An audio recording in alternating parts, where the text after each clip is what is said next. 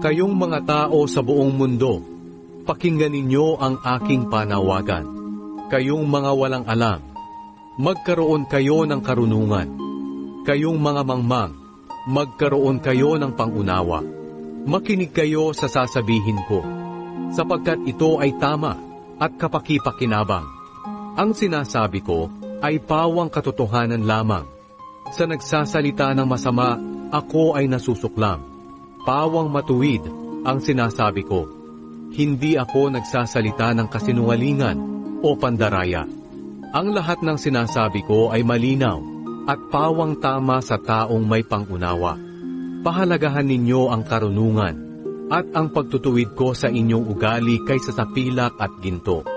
Sapagkat higit na mahalaga ang karunungan kaysa sa mamahaling hiyas, at hindi ito matutumbasan ng mga bagay na hinahangad mo.